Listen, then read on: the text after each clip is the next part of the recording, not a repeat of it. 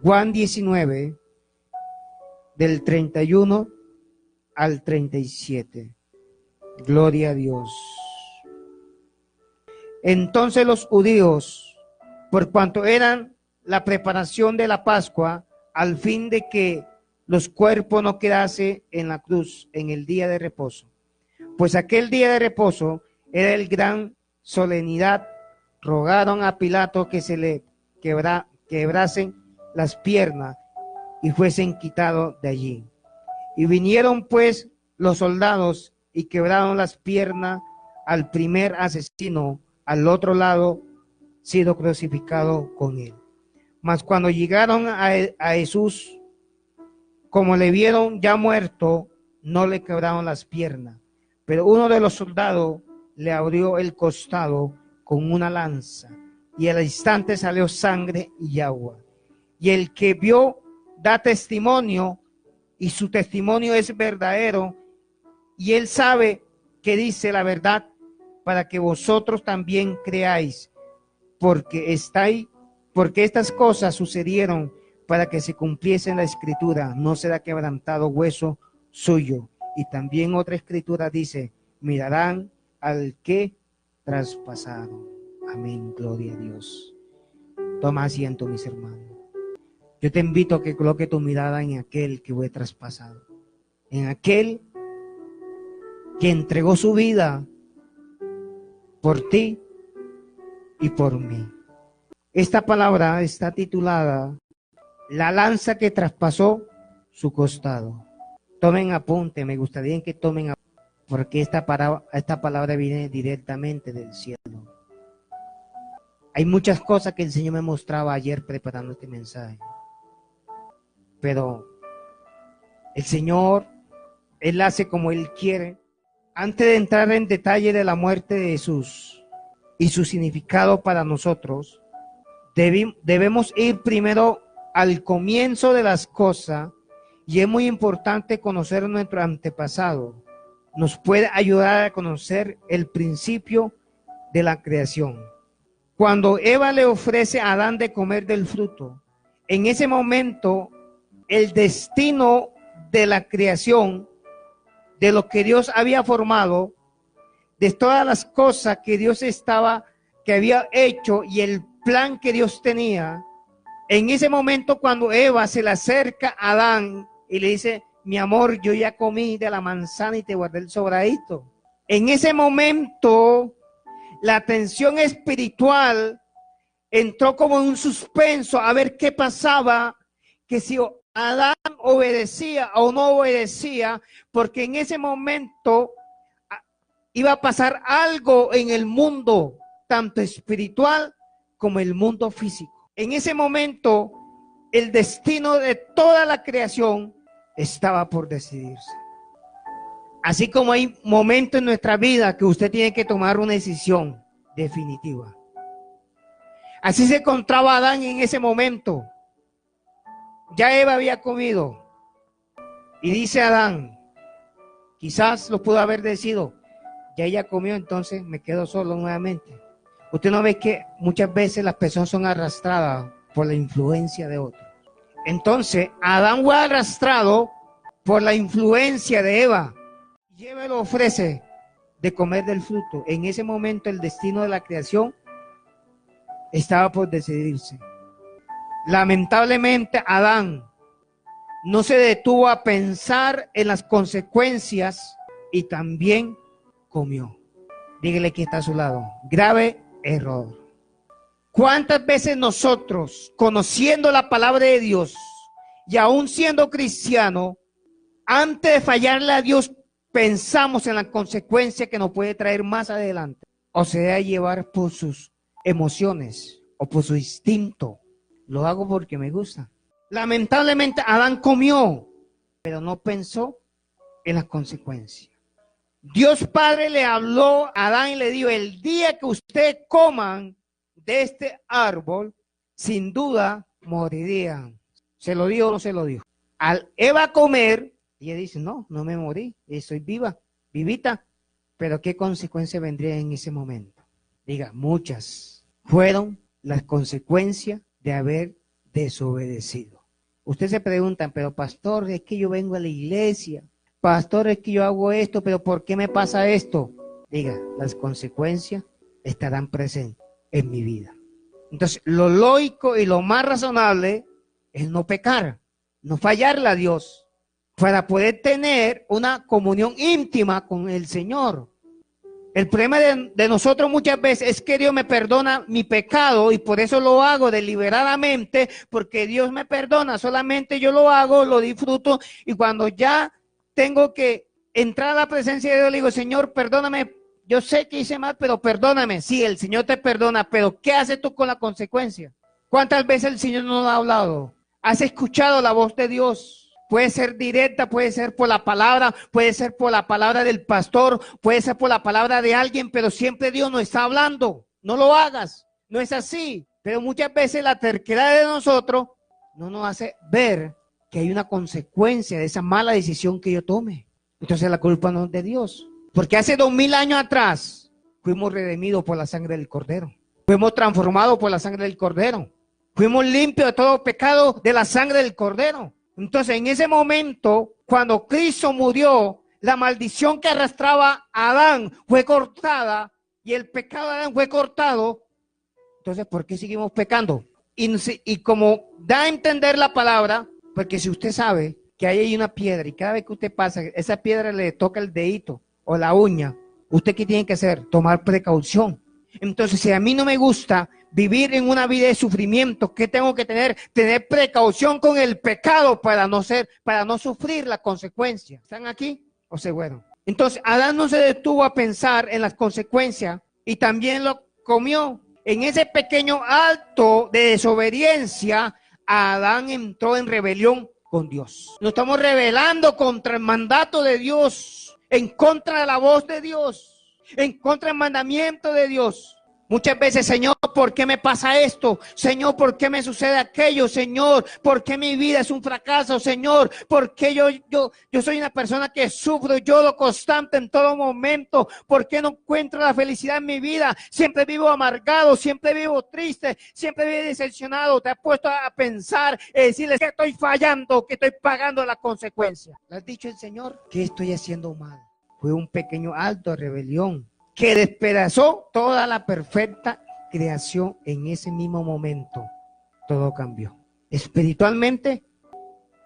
Y en ese mismo momento de la desobediencia de Adán, por primera vez se menciona el sacrificio, porque enseguida ellos se dieron de cuenta que estaba desnudo. ¿De dónde sacó el Señor eso? Y se cree que los teólogos que fue de quien representa el Cordero.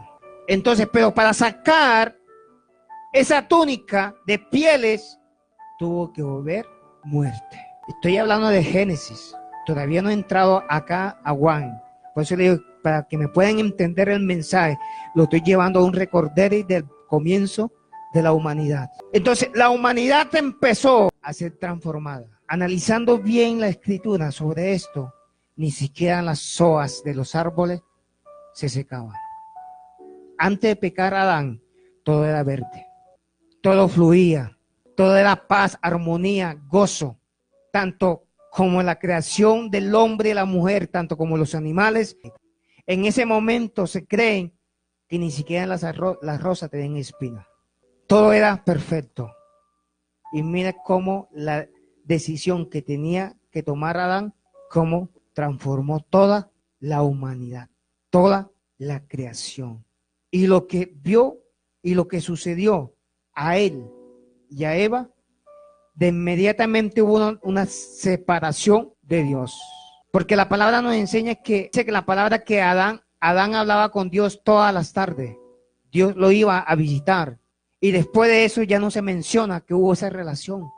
Que si se cortó la relación entre Dios y la humanidad. Las consecuencias son graves y terribles. Se vio separado de Dios por su deseo de hacer las cosas a su manera. Por eso usted no puede vivir a su manera. Usted no puede vivir de acuerdo a como usted quiera. Usted si quiere tener una vida exitosa, una vida agradable, una vida que dé fruto, tiene que vivir de acuerdo a la voluntad de Dios. De acuerdo a la voluntad de Dios. Pero pastor, ¿dónde encuentro la voluntad de Dios?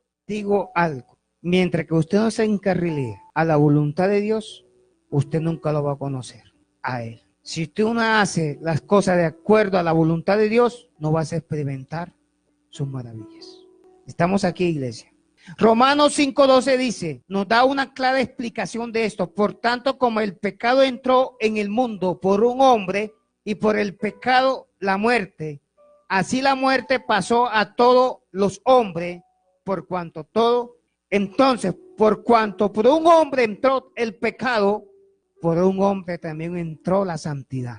Por cuanto por un hombre entró el pecado y entró la muerte, por un hombre entró la santidad y entró la vida. Alaba lo que él vive. Se hablan de dos Adán. El primer Adán que falló y el segundo que restauró. Diga, ese es mi lindo Jesús.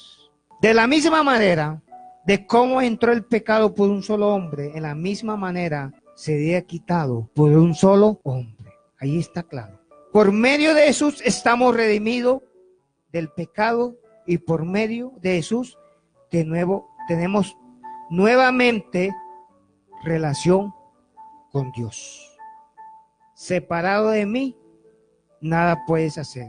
Porque por medio de Jesús somos justificados y por medio de Jesús tenemos derecho a estar delante de la presencia de Dios.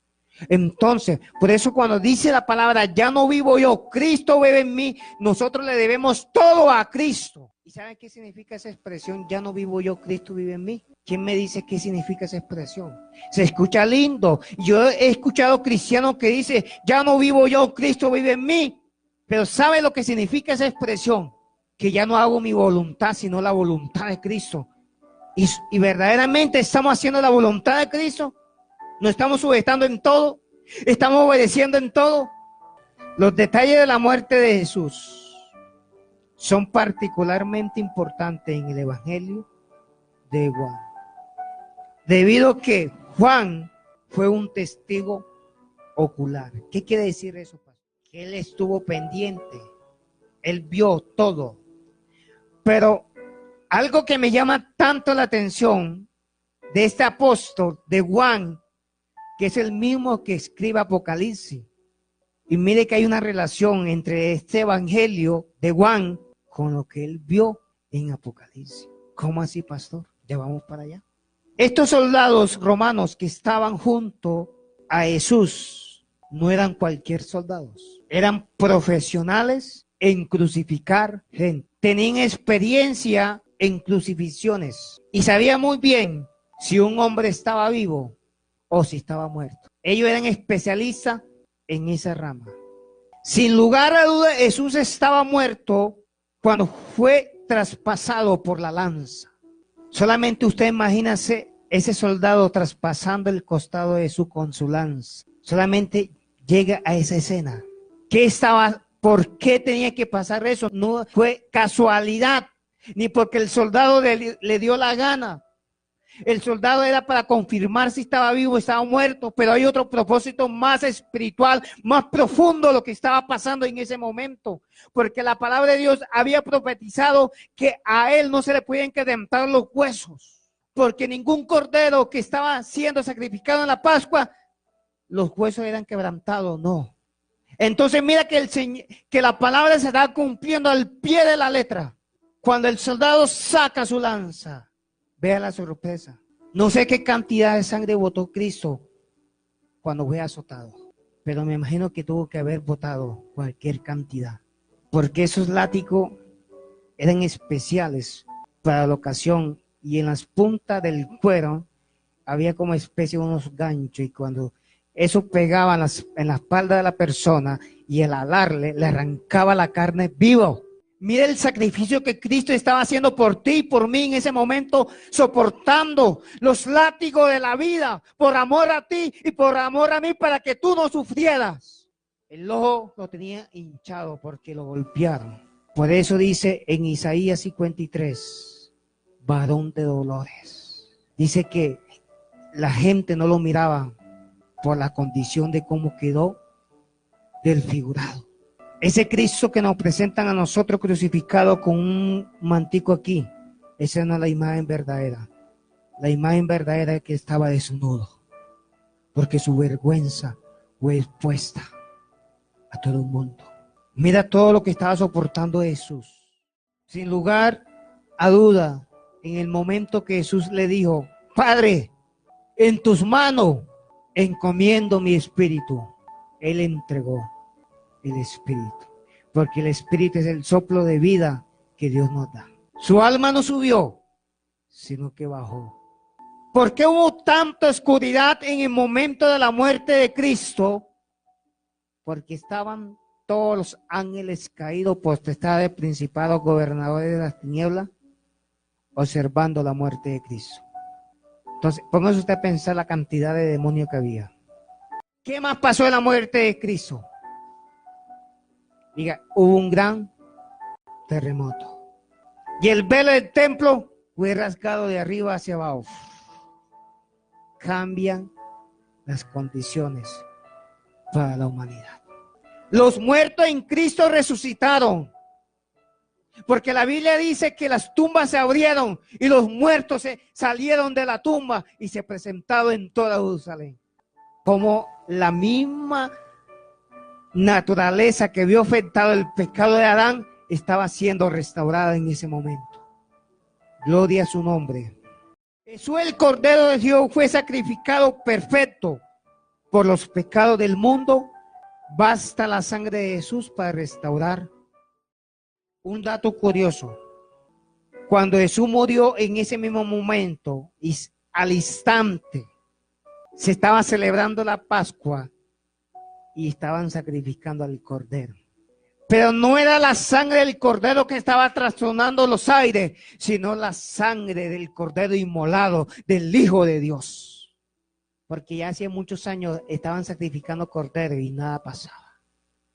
Pero este día que Jesús fue traspasado, en ese momento hubieron una clara respuesta divina de Dios que estaba confirmando lo que estaba pasando y lo que estaba sucediendo en ese momento. El poder de la sangre de Jesús en ese mismo momento cambió la vida. Y aquí quiero que tomen apunte. Entonces, miren lo que estaba pasando, esa atmósfera que había, ese ambiente que había. Cómo Dios empezó a glorificarse. El poder de la sangre de Jesús, por eso la sangre de Jesús sigue viva. ¿Por qué, pastor? Ya te lo voy a explicar. Esa sangre que fue derramada en Cristo todavía sigue presente en el mundo espiritual. Porque cada niño que va naciendo o cada persona que se arrepiente, ahí está la sangre para limpiarlo de todo pecado. Por eso hay una alabanza que dice: basta solamente una gota de tu sangre para yo ser cambiado. Entonces, ¿cuántas veces fallamos nosotros? Entonces, ¿a dónde vamos? A la sangre del Cordero. Porque ¿qué es lo que quita el pecado? ¿Qué es lo que quita el pecado? La sangre. Y cuando tú vas a decirle a Jesús: perdóname por mi pecado, vuelve a crucificarlo. Cada vez que tú le dices: Señor, perdóname porque fallé, lo vuelves a crucificar. Tremendo. Pero en ese momento, cuando el soldado lanza su lanza, la saca, sale agua, sale sangre y luego sale agua. En ese momento sucede que la vida de 4 hombres estaba siendo transformada. ¿Usted dónde saca eso? ¿De la Biblia? ¿De dónde más? Y mira, para que me entienda. ¿Quién fue transformado en ese momento antes de morir Cristo? El primer hombre que fue transformado, ¿cuál fue? El que estaba a la derecha. Fue restaurado. Porque el Señor le dijo para dónde se lo iba a llevar. Él era ladrón. ¿Y qué dice la Biblia? Que los ladrones no entran en el reino de los cielos. Él no conocía. Pero dice: wow, aquí la oportunidad que yo tengo. Van a sacrificar el Cordero de Dios. Es el único que me puede sacar de esta condición. No lo bajó de la cruz, pero se lo llevó para el reino de los cielos. ¿Para dónde iba ese hombre? Mire donde empezó a fluir la sangre del Cordero. Y eso está en Lucas 23, 39, 43 para que lo confirme, para que usted mismo lo confirma, por usted mismo lo lea. ¿Cuál más? El soldado romano, el oficial, confesó, clamó diciendo, verdaderamente, este es el Hijo de Dios. Y muchos teólogos dicen que la sangre lo salpicó a él. Y ahí donde él pudo reconocer que era el Hijo de Dios. Por eso Juan dice, como también dice en Apocalipsis, y el que da testimonio es verdadero. ¿Y quién es que está dando testimonio? El soldado romano, el oficial. Mire cómo la sangre de Cristo cambió la vida de ese hombre, de ese oficial. ¿Cuánto van? Van 2. El ladrón, el oficial romano, van 2. Osed, ¿cuál Osed? De la Arimatea. Y Nicodemos, miembro del Concilio Supremo judío y seguidores en secreto de Jesús. Pero en ese momento de la muerte de Cristo, ellos salen del anonimato y confiesan su fe públicamente.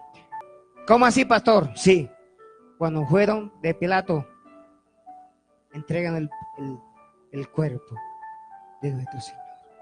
Ninguno de los discípulos fueron capaces de ir a reclamar el cuerpo, sino estos hombres que se mantenían en secreto, pero rompieron su silencio por medio de la muerte del cuerpo. Rompe el silencio que hay en tu vida, que no deja que Jesús se manifieste en ti. Toma una decisión radical, un cambio de mentalidad. Si me estás escuchando, no es casualidad, sino que hay un propósito. Porque muchas veces no da igual. ¿Por qué no da igual lo que Cristo hizo en la cruz? Porque usted lleva una vida igualita. Conoce el Evangelio y sigue igual. Viene a la iglesia y sigue igual. Entonces, ¿qué te da a entender eso? Que te dio igual la muerte de Cristo. No, hermano, no te puede dar igual, porque Él lo dio todo, por ti y por mí. Se entregó todo. No le importó. En ese momento que Él estaba siendo sacrificado, tú ni siquiera estaba por ahí, pero estaba pensando en ti, porque Él todo lo sabe. Yo voy a redimir a Leonardo, a Oneida, a Marta, yo voy a redimir a Jacqueline, a Sandy, a Nevis, a Rosalba, a Yadi. Yo estoy dando mi sangre para redimirla a ella, porque quiero cambiarla, quiero transformarla. Yo soporté los látigos por amor a ellos. Gloria a Dios. Entonces, estos hombres salieron de la clandestinidad. Al darse cuenta de quién era Jesús, estos hombres proclamaron su fe y la pusieron en acción. Lo mismo debe suceder con nosotros. Ya sal del anonimato. Confiesa tu fe con acción. ¿Cómo así, pastor? Si estoy viviendo en unión libre, yo me voy a casar. Ahí estoy confesando mi fe en acción. Que no me va a bautizar o me voy a bautizar. Ahí estoy confesando mi fe en acción. Mientras tanto, vamos a seguir crucificando a Cristo cada vez que usted peque y yo peque. Y esta vez no es el soldado que lo va a traspasar, sino usted y yo. Aquí en la muerte de Jesús hay un dato importante y es el significado del número 4. ¿Cuántas vidas restauró Jesús en ese momento? Y se puso usted a pensar qué significa el 4. Porque nada en la Biblia es coincidencia o se dio por darse, no, todo tiene un significado. Y de acuerdo a la numerología bíblica, el 4 significa o tiene que ver con la creación. Entonces, ¿qué estaba haciendo Cristo en ese momento? Restaurando la creación que fue dañada por el pecado que entró por medio de Adán. Alaba lo que él vive. Este número está relacionado con la tierra. El 4 está relacionado con la tierra. El número 4 se encuentra 305 veces en las escrituras. Y siempre hace referencia a todo lo que fue creado, y también el número 4 tiene que ver con el comienzo. ¿Cómo así, pastor? Y tiene que ver con el comienzo. Jesús estaba restaurando la creación y estaba el comienzo de la salvación. Alaba lo que Él vive. Estaba comenzando la oportunidad de que todos seamos salvos por medio de Jesucristo. Ahí la palabra está hablando. Lo que estaba pasando con estos 4 hombres estaba también afectando todo el mundo espiritual. Entonces era el comienzo de una nueva vida en Cristo Jesús. El 4 significa también comienzo a su nombre. Entonces, en ese momento de la muerte de Jesús, la creación estaba comenzando a ser restaurada, estaba comenzando a ser limpiada toda la humanidad. Alaba lo que Él vive. Cuando sube traspasado, salió sangre y agua, un símbolo de redención. ¿Para quiénes? Para el hombre. Miren, hermanos, no sé qué tiempo falta, pero algo sí te aseguro, que Cristo en cualquier momento volverá nuevamente por su iglesia. Y ya no va a haber más sacrificio por tus pecados. Por eso dice la palabra de Dios, búscalo mientras que pueda ser hallado. No juegue con tu salvación, no juegue con tu redención. No dejes pasar la oportunidad que Cristo nos está ofreciendo a través de su muerte. Pensamos en todo, menos que la muerte nos va a sorprender. Pero que si tú mueres, te vaya con el Señor y no te vaya para el infierno, porque ya todo está pago y está hecho. No sé qué desobediencia hay en tu vida, que cada día te aparta más de Dios. Sácala de tu vida y deja que Dios obre en ti y que Dios restaure tu vida por completo. Amén. Juan ve en la herida del costado de Jesús el cumplimiento de la profecía de la redención del hombre. Quiero explicarle algo que el Señor me mostraba.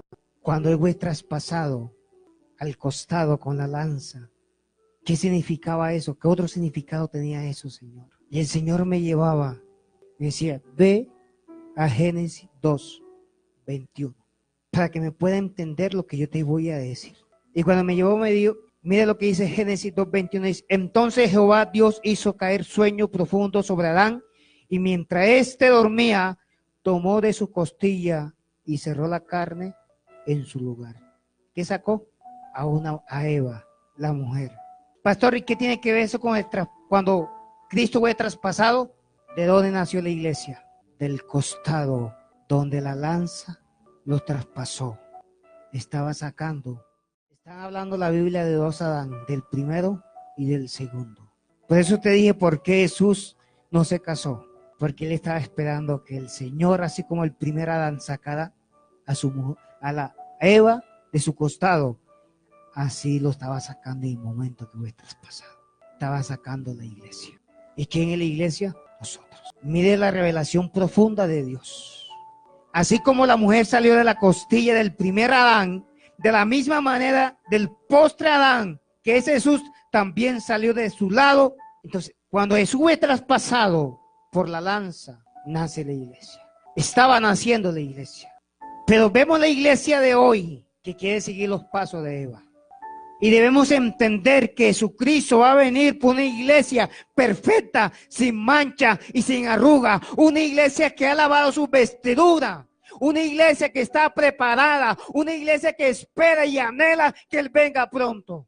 Usted y yo en este momento, lo que usted debe anhelar, decirle, amado mío, ven. Pero ¿cuánto nos atrevemos a decirle, ven Señor por tu iglesia?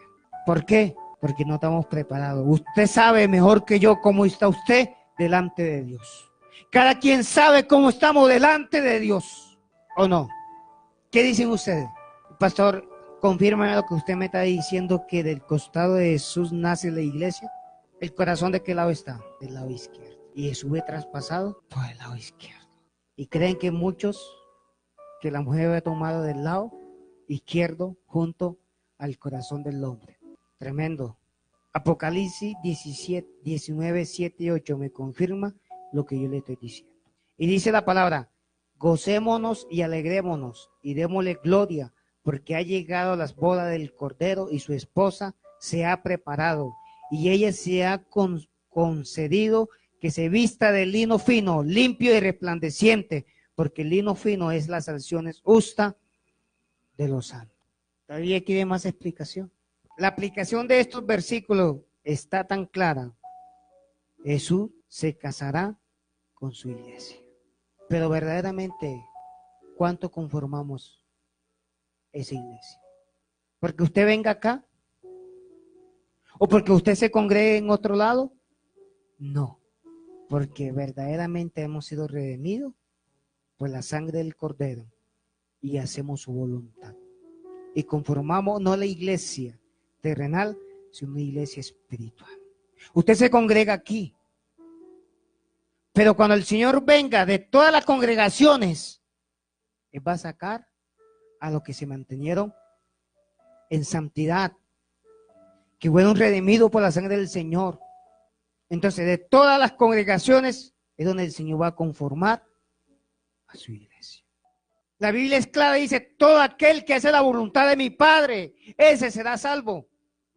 Esta es la culminación de la restauración de la humanidad, del sacrificio que hizo Jesús en la cruz del Calvario. Solo por la sangre de Jesús somos redimidos del pecado. El significado de redimir, ¿qué significa redimir? Es una noción que procede de redimeret, un vocablo latino. El verbo permite referirse en la acción de liberar a alguien de un sufrimiento. Por eso yo le decía, si hemos sido redimidos en Cristo, ¿por qué llevamos una vida de sufrimiento? Si hemos sido redimidos, yo no digo que usted tenga lucha, tenga aflicciones, porque vendrán pruebas, pero que constantemente usted vive de esa forma, algo está mal, hermano. Porque redimir significa ser liberado del sufrimiento. Y me refiero a todos los términos humanos. Sufrimiento por la enfermedad, sufrimiento por necesidad, sufrimiento emocional, sentimental. Me estoy refiriendo a ese término. Y el que ha sido redimido por el Cordero, por su sangre, lo ha redimido de esto también. ¿De qué más? Del castigo. También puede utilizarse para hacer referencia al hecho de adquirir o recuperar algo que se había perdido o se encontraba embargado. Antes de morir Cristo, ¿cuál era nuestra condición? ¿Estábamos perdidos? ¿Estaba embargado o no estaba embargado espiritualmente? Sí, porque la Biblia dice que la paga del pecado es muerte. No había ninguna esperanza. Y en ese momento, de antes de que Cristo fuera crucificado, nadie subía al cielo, sino que todo bajaba. Porque ¿dónde quedaba el seno de Abraham? Abajo también. Y más abajo quedaba el infierno. ¿Por qué? Era la razón que ninguno entraba al cielo. Porque necesitaban ser redimidos por la sangre de Jesús. Entonces cuando Jesús bajó, ¿a qué bajó? A buscar a los suyos. Ahora usted va a entender por qué hubo la resurrección. Esa gente estaban viajando para arriba. Los sepulcros fueron abiertos. Porque cuando eso todavía la gente, el alma descansaba en ese lugar. Pero hoy en día, tu alma y mi alma automáticamente sube. Entonces, ¿cuántas personas tuvieron que esperar el sacrificio de Cristo para estar delante de Dios nuevamente? Y la iglesia va a ser arrebatada.